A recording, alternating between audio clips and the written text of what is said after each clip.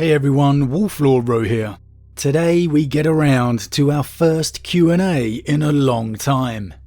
And apologies if my voice goes a little today, I'm still feeling a little under the weather.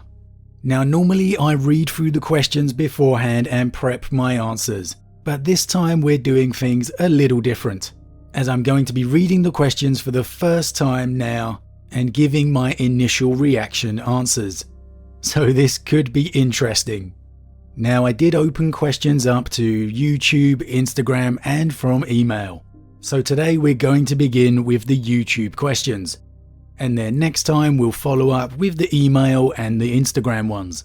I'm not even 100% sure how many questions we got, so this may have to be split over several episodes. We're just going to have to wait and see. So with that said, let's just jump straight in. Okay, question number 1. Do you think we will ever see an event like the Horus Heresy in breadth and scope again? And what do you think/hope it will be? No, there's no way we're ever going to see anything on the scale of the Horus Heresy again. I've no doubt there'll be campaigns that are billed as the next Horus Heresy. I mean, the Psychic Awakening did have that kind of bill beforehand. But let's be real here, there's no way anything will ever eclipse the majesty of the Horus Heresy. We lost the Emperor, we had Primarch against Primarch. No way, that was a one of a kind. Question 2. Would you love a Unification Wars book or series box set? Pre-Astartes, so with Thunder Warriors and Barbarians. Absolutely, yeah, I'd definitely love to read something like that. Anything early Emperor or Imperium is definitely worth reading. Next up, for funsies, why do orcs have nipples? You know, that's a question I've never thought about. Okay, next, what do you think happened to Ra in the webway that allowed Abaddon to get the sword Drachnien? Also, love your content as you are the one of the few reasons I even got into 40k. Well, thank you for the kind words. I absolutely love hearing stuff like that. It does truly mean a lot to me, so thank you to you and everyone that contacts me saying that. What do I think of Ra? You know, I'm not too sure. I haven't put a lot of thought into that yet. You know, we're probably going to get some form of answers with the Black Legion series book sets by ADB. So that's definitely something to look forward to. Next up, what do you think will be the next major narrative story pushed? Orcs taking their homeworld, Inari asking the Imperium to get the last Crone Sword, Tyranids actually winning a major victory producing Xeno gene stealers, Fulgrim return, Corax and Lorgar spill from the warp. Wow, that's a very big question. You know, I'm not too sure. That would definitely take a lot of thought. I do think we're going to see a new Hive fleet emerge at some point soon, because with Leviathan really being blunted by the Blood Angels, the Tyranids have kind of hit a bit of a stop at the moment. So I absolutely am expecting a new Hive fleet to emerge, or there's got to be an evolution of their storyline. Fulgrim return, man, look, we know I've been talking about that for a long time, but they just don't seem to be taking the storyline anywhere at the moment. At the moment, I just can't see it. I think they may well be moving the storyline toward a Lorgar return, with the evolution of the Ecclesiarchy storyline. So that definitely has a possibility. And then of course with them moving the main timeline backwards, there's no way that Abaddon's next step is not going to be a major factor. But if I had to hope for one big story, you know, I would definitely wish for the next Hive fleet to arrive. With so many other factions taking the forefront, I really do feel the Tyranids have lost a bit of that fear factor they always had. It would be nice to see them get that back.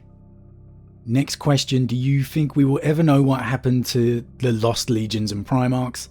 No, we won't. Pretty short and simple with that one, but GW has been on record saying there is no explanation for the Lost Primarchs. It was something that was made in the lore specifically for people to use their own imagination for. So I don't think we will ever be given an answer, and honestly I hope we aren't. There are some things in the lore that need to remain a mystery. It's something I actually worry about with the Siege of Terror series nearing completion. Are too many answers sometimes a bad thing? And what if the answers you get are ones you never wanted? Once you have the answers, there's no going back. So for the Lost Primarchs, I love the hints and mysteries, but I hope we never get a concrete answer. Next up, did the Alpha Legion ever find their Primarchs? Or were Alfarius and Omegon really a protocol to disguise that fact? Okay, well that's a theory I've never considered before, but I'm going to have to disagree there. Alfarius and Omegon were definitely the Primarchs of the Alpha Legion. And yes, the Emperor did know they were twins. I mean, come on, he created them in an incubator. There's no way he didn't know. Next up, what's the darkest or most disturbing novel you have found or read? Was it so dark you can't make a video out of it because it might get demonetized? Well, I'm actually not really into like horror movies or even horror books, so I've never read anything disturbing. I do always try to keep the channel family friendly, so even if there's swear words or something a little graphic in a story, I would probably summarize it just to not get too graphic. It's not really got anything to do with demonetized, more like I said, I just want the channel to be family friendly. Because I got into Warhammer as a kid, and I'm sure there are still kids out there to this day finding the hobby and diving straight into it with the same imagination and wonder that I did.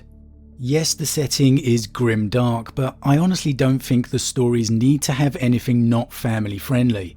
I've read many perfectly good, exciting, intriguing stories without the need for overly gruesome deaths or adult language.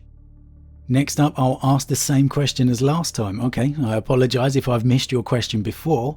What is Guilliman's reaction to each of the chapters, and how does each chapter see Guilliman, I'm assuming? Okay, I'm not sure if we're referring to the first founding chapters with this one or every chapter out there. We don't get given too many specific thoughts in regards to Guilliman's thoughts on individual chapters, but we're certainly made clear of his overall disappointment of the Imperium at large. Guilliman is absolutely devastated by the Imperium that he has returned to, and privately he's even a little aghast at the Primarchs creations of Belisarius Cawl, but he sees them as a necessary tool. There's a few hints as to what Guilliman thinks of other chapters, such as his meeting with Dante, where he classes Dante as one of the few heroes of equal measure to him in this current era. And I can't remember exactly, but I do believe he references to Dante that Sanguinius would be proud. As for other chapters, we're really not given much information at all, and I think that's a crying shame. I would absolutely love to see Guilliman interacting with more of the first founding chapters, so we could hear him talking about his brother Primarchs to them. How do other chapters see Guilliman? Well, most of them are in wonder of the returned Primarch, and see him as the undoubted Lord Commander. But saying that, they are very clear that while he is a Primarch, he is not their Primarch. Logan Grimnar and Azrael of the Dark Angels, for example. Of course they will follow his command, but they are still fiercely independent to their own lineage. Next up, based on the Carcharodon book, they seem to be one of the missing legions, since they are from a time when the Emperor still fought. Do you think this is a reasonable assumption, or more likely an example of the author getting carried away? Well, honestly, I think you nailed it at the end there. We see this quite a lot with stories. In order to enhance the character, give a little mystery, and well, make the protagonist seem really cool, it's pretty common for authors to add in those fantastic details, which unfortunately when you take in the larger lore sometimes don't make complete sense. There's no way they are one of the missing legions, absolutely no way. But saying that, I absolutely love them having their mysterious background. It's the old predicament of the double-edged sword. You make this amazing storyline, but then you have consequences on the other side. Next up, can we have some Xeno content? Yes, absolutely. The channel focuses on Space Marines and Primarchs because, well, that's my main enjoyment. And really most of the books I've read are that way inclined. But I will always sprinkle in some Xeno content, and hey, we'll even try to have a Xeno week. Will you ever delve into the Mechanicum Adeptus Mechanicus? an alternative human culture predating the existence of the Imperium. Yes, absolutely, I love the mechanicum, specifically Belisarius Cawl, and just what he may be up to. Personally, I can find their stories a little hard to read sometimes when they start going over the top with the descriptions. But yes, of course, we will definitely be covering them more in the future. Next up, have you ever been a guest on the Emperor TTS? I haven't checked it out in a while. Short answer, no, I haven't. Next up, thoughts on excerpts from Valdor, Birth of the Imperium, that have Malcador commenting on the Emperor calling the Primarchs his sons. I'm in your camp on the Emperor viewing them as sons as opposed to just weapons/tools. Yes, I absolutely loved it. Look, I've been pretty clear on my opinion throughout the history of the channel. Just because the lore is based in the grimdark universe doesn't mean we shouldn't have these moments of light. And honestly, because the universe is so grimdark, I believe they are all the more important. The Emperor loving his sons despite creating them to be generals and warriors is what makes the storyline so poignant and fascinating. And the key detail to this was how they mentioned that the Emperor's humanity is already seeping away, adding to the explanation of the Emperor we'll receive at the end of the heresy after that confrontation with Horus, and the one definitely in the 40k millennium. There's simply most likely no humanity left. Next up, did any Blood Angels share Sanguinius's prophetic gift, or any Night Lord curses, or any Salamander Vulcan's perpetuality? I always wondered how much the gene seed implantation imbued the recipient with his Primarch's most esoteric traits. Man, that was a question and a half to read. As for the Blood Angels and Night Lords inheriting their Primarch's gifts, yes they do. While obviously not quite so powerful as their Primarchs, there are a few that definitely inherit their gift. Talos in the Night Lord trilogy for example, and there's been 1 or 2 Blood Angels over the years. Now the Salamanders however, I'm not 100% sure. They have definitely inherited Vulcan's hardiness, that is for sure, which I guess you could relate to his perpetuality.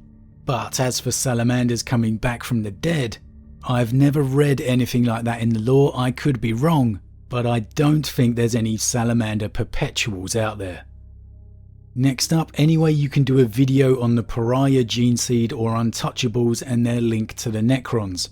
Yeah, absolutely, I always try and make a note of any video requests or suggestions. It's just a matter of getting around to it. Next up, would you ever consider doing some more videos focused on Xenos? Absolutely yes, like I said earlier. Looks like the Xeno fans are coming out in force. Do you think Vulcan would really lose against Russ? I like the Wolf King, but there is no doubt in my mind that Vulcan would lose to Leman Russ. Leman Russ is the Emperor's executioner for a reason, and I will go to my grave saying the Wolf King beat Horus Lupercal. No, honestly, look, I do believe Russ was the Emperor's executioner for a reason, and he absolutely could give any Primarch a run for their money. Even by his own admission, he may lose to Sanguinius or Curse. But as for the others, he is completely confident he would win, and so am I. One of the biggest benefits of the Heresy series for me for Russ was how it helped him shed this mindless barbarian theme. We got to see that that is just a mask, and behind that is a truly intelligent and calculating mind. He wouldn't engage every fight as a mindless barbarian. Yes, he has his temper, but at the end of the day he knows exactly what he is doing. I can't wait to do a Leman Russ week one day and truly showcase the benefits and depths of the character of Russ. There's no right or wrong answer when it comes to Primarch against Primarch fights. They're all Primarchs at the end of the day and could all kill each other. If they fought each other 10 times, there are very few Primarchs that would win all 10. In the words of Russ himself when talking of the fight against Horus, the outcome could truly be decided as fortune favouring one or the other. Next up, it's my understanding that being a Psyker is being a mutant, Do Space Marine chapters reuse Librarian Geneseed, or is the Geneseed thrown out due to it being mutated? No, they absolutely reuse Geneseed. Geneseed in 40k is a very precious commodity. At least it was before the Ultima founding. It doesn't matter which Marine it came from, they desperately want to save it to reuse it. Next up, are you with the Templing Institute now? No, I'm not. The guys just donated a gift voucher to me, so big thank you to them for that. What are your predictions and or hopes and fears for the Dawn of Fire series? Well, my biggest fears are always retcons. I really like the job that the Dark Imperium series did in moving the character of Guilliman forward. Just in small ways, like having him not stuck in the armour of fate all the time, and little things like that, so hopefully Dawn of Fire doesn't take us back too far in that regard. As for predictions and hopes, I just hope the series is as good as the Dark Imperium. The first one was a good enough read, but it wasn't anything that set my mind ablaze, so we'll just have to wait and see where it goes. My biggest takeaway from it was, a bit like I said with the retcons, that it felt like it was a step backwards for Guilliman, but seeing as it was set in the past, it made sense. I did a video on it before, but my hope is for Guilliman to not become too human, which I know sounds like a contradiction when I spend so long talking about the Primarchs being human. It's definitely a fine balance that you need to find, but at the end of the day, they are still Primarchs. As demoralised and downtrodden as Guilliman no doubtedly is, he is still a Primarch, and honestly I think he should be able to take it all on his shoulders. And while I don't think it will happen anytime soon, I really think the return of another loyal brother for him to interact with would only enhance the stories tenfold. Next up, what's your opinion, potential loyalist chapters with Night Lord's Geneseed? Yes, that absolutely could be a thing. One of the great things with the Ultima founding is the mystery of what Belisarius actually got up to. Seeing him make another request to Guilliman about using the Traitor Geneseed was fantastic. It gave us all license to wonder just what Belisarius got up to. There could absolutely be Ultima founding chapters out there with Night Lord Geneseed. Next up, could you do a video where are the corpses of all Primarchs known to be dead? Their burial sites, if there are any. Thanks, also amazing videos. Well, thanks for that. The problem is with most of the Primarchs is that they aren't all known to be dead. Off the top of my head, who have we got? So Vulcan is missing, Lionel Johnson is sleeping under the rock, Rogel is missing apart from his hand which is on the phalanx, Jagatai is missing, Russ is missing, Guilliman was in stasis upon Macragge but is now alive, Ferrus Manus is dead. Where is his corpse? I'm not 100% sure. That could be a good one, though Horus did take his skull. Sanguinius was believed to be buried on Baal, but I'm not sure that is still 100% canon.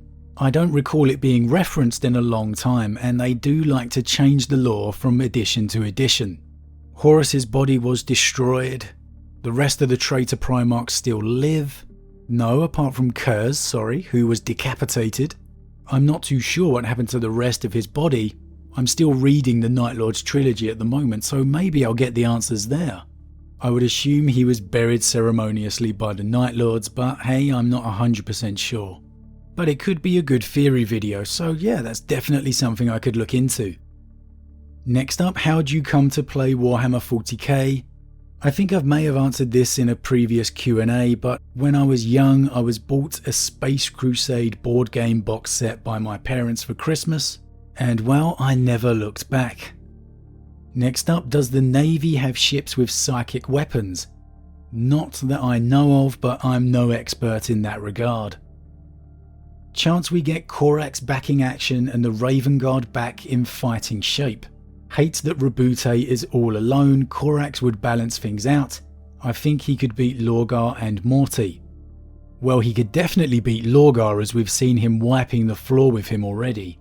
I think there's a definite chance we could see more of what Corax is up to, but will we see him returning to his chapter in the Imperium? I don't think Corax is at the top of the list of possible loyalist returns, so I definitely wouldn't be getting my hopes up for that anytime soon. Next up, will you ever showcase your own? Well, easy fella, I'm guessing we're talking about my own model collection here. And yes, it's something I've always meant to get around to but never quite have. I'll definitely be doing that throughout the next year. Next up, do you have your own custom Legion Wolf Lord Rho? If so, what's the lore you made for them would be an interesting listen. No, I've never had a Legion or chapter previously, though with Space Wolf success is definitely now a thing. I think it's something I need to get around to. I think maybe suggestions for a chapter name or colour scheme would definitely be a good competition to run on the channel, so I'll look at doing that in the new year. Next up, what was the Emperor's backup plan for Magnus? Ooh, that's an interesting one. He seems to have built a lot of redundancy into the Primarch project. Dawn and Perturabo were engineers. Sanguinius and Fulgrim both majestic. I like that one. But what about Psychers? Who could take Magnus's intended place on the Golden Throne? Could Corvus do it with awakened warp powers? Or do you think one of the lost Primarchs was a powerful Psyker? Well, that's definitely an interesting theory. I'm not sure the Primarch skills overlapping were built in for a redundancy purpose. I think it was more about just helping the Primarchs and their legions work together in a better fashion. Could one of the lost Primarchs have been a powerful Psyker? Yes, absolutely. While many of the Primarchs have psychic powers, there are none that truly compare to Magnus. The second most powerful Psyker out there of the Primarchs is most likely Lorgar, followed by Sanguinius. When Lorgar's powers truly started manifesting and he gained control of them, he became a very powerful Psyker, but admittedly nothing compared to Magnus. So out of the Primarchs we have, I think Lorgar would be the best backup, but you do make an interesting suggestion. So one of the lost Primarchs could absolutely be, or could have absolutely been, should I say, a powerful Psyker. Next up, can we discuss Valdor and how he matches up to Primarchs? What if he was the next figure to return to the lore? The Custodes are undoubtedly a level above any Astartes, and that goes for Primaris as well. So Valdor, being the greatest of them, is a level above that. I do believe he could undoubtedly hold his own in sparring against a Primarch, and he could maybe hold his own in a fight for a little while, but honestly no, I don't believe he could beat a Primarch in a fight to the death, particularly against the upper tier echelon of Primarch fighters, such as Sanguinius, Angron, Leman Russ. He'd probably do better against the lower tier, but ultimately I still believe he would lose.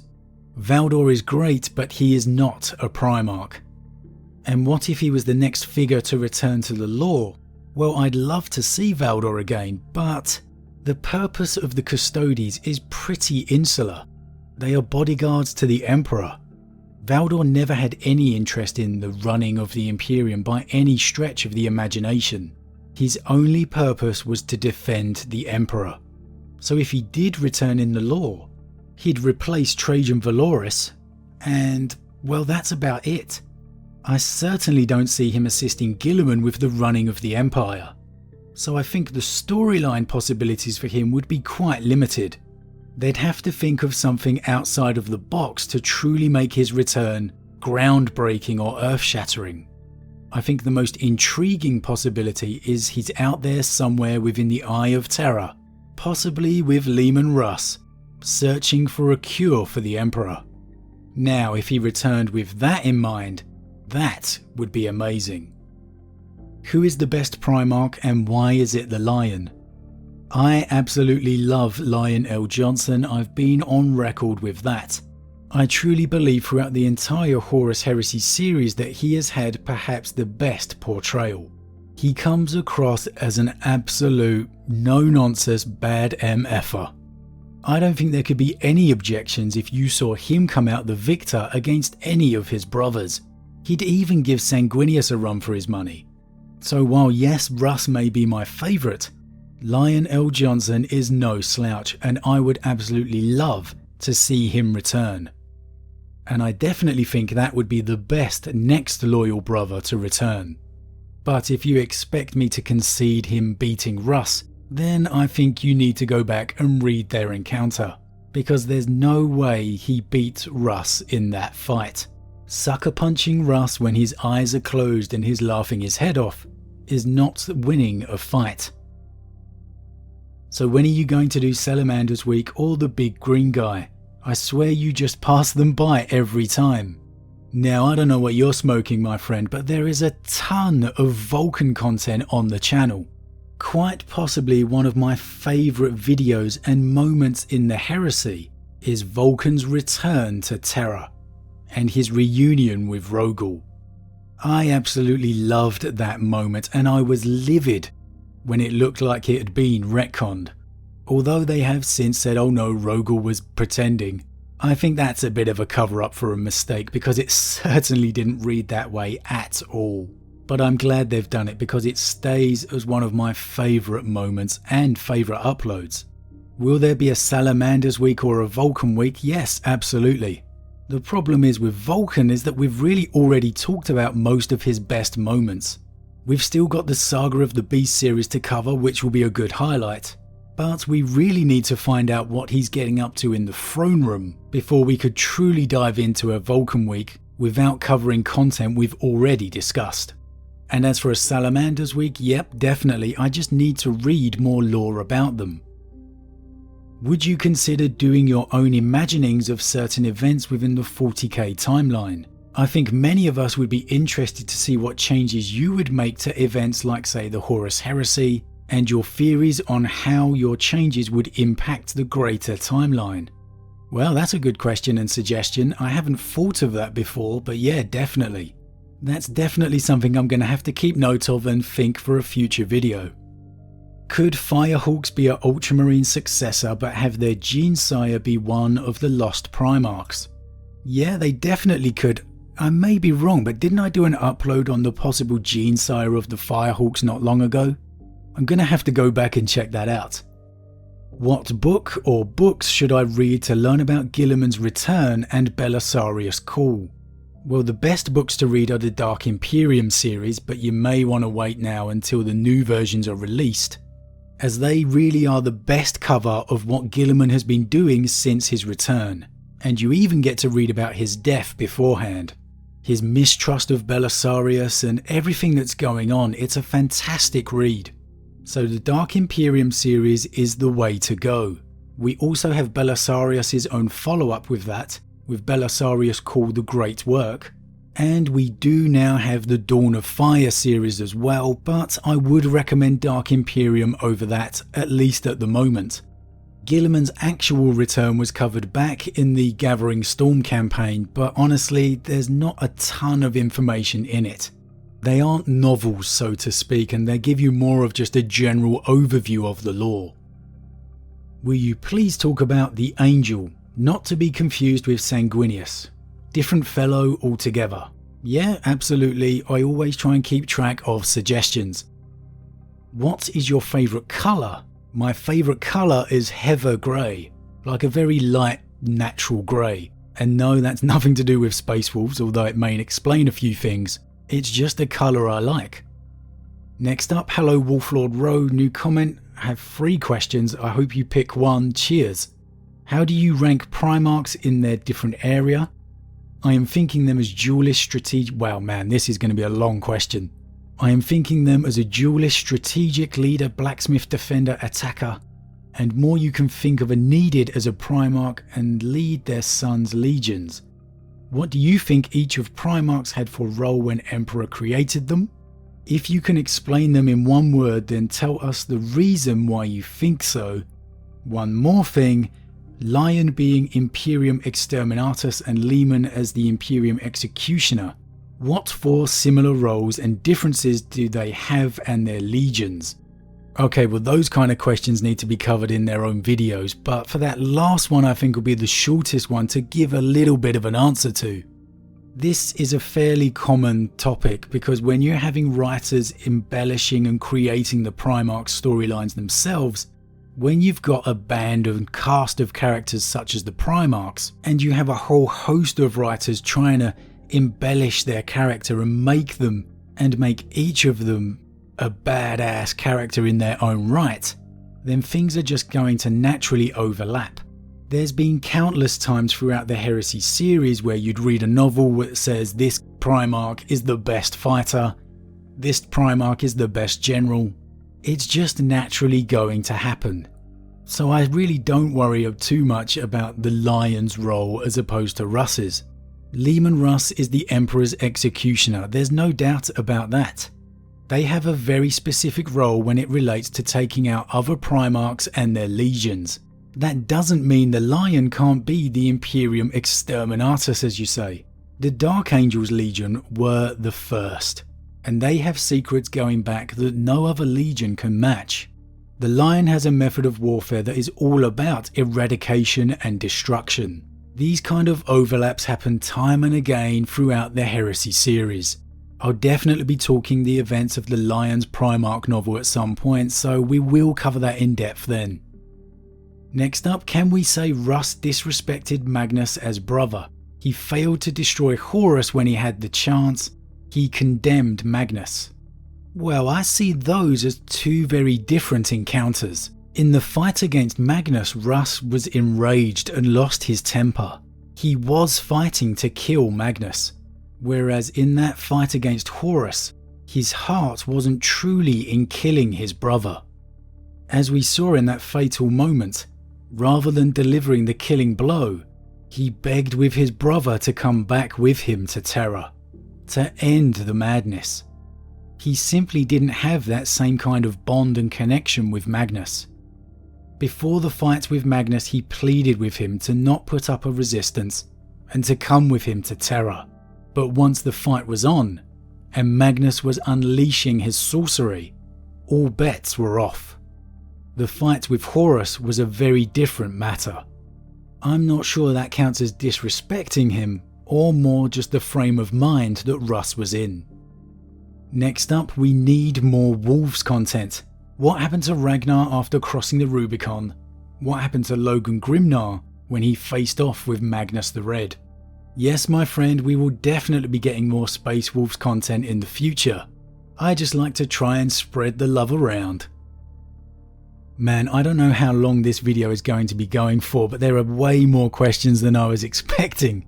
This is definitely going to have to be a several-parter. Next up, I was wondering, are you a big fan of any other fantasy universes as you are with Warhammer, such as Lord of the Rings, or it can even be a video game universe such as Halo? Thanks for doing these Q&A, it's awesome, keep up the good work. Well, yes, obviously I love other universes, all the other Warhammer universes for example.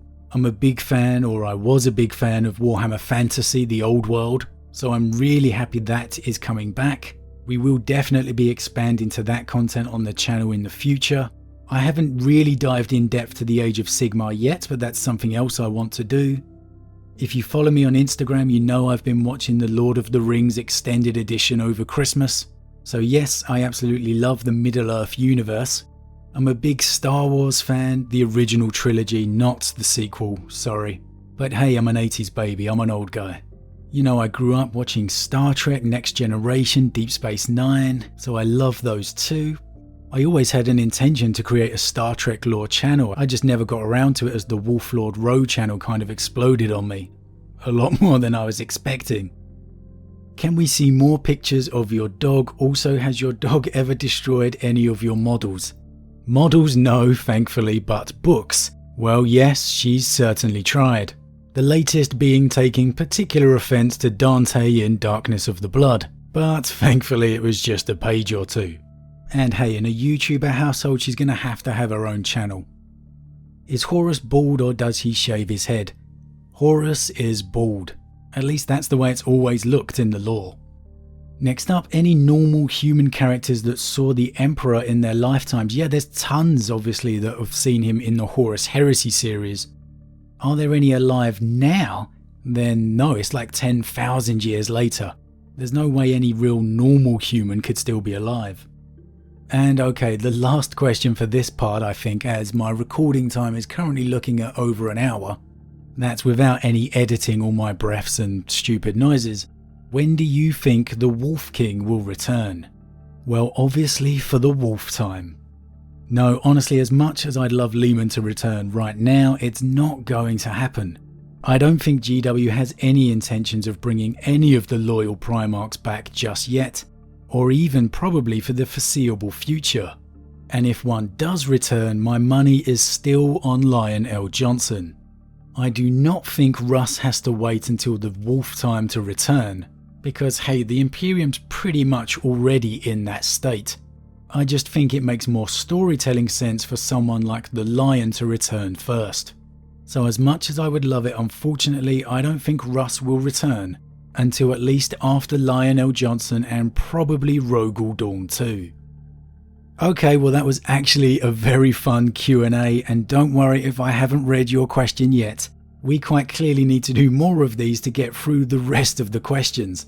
But that's it for today, guys. Huge thank you to everyone that's left a question, whether it was on the YouTube comments, by email, or on the Instagram channel. Don't worry, I will try and get round to all of the questions.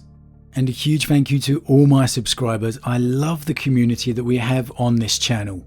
Whether you've been with me from the very early days, or you've only just found the channel, I truly appreciate all of the support. And it's the interactions with you that make me love working on the channel so much. And don't forget, we are going to be in Midnight Clad next week for Night Lords Week. But I'll see you all again real soon.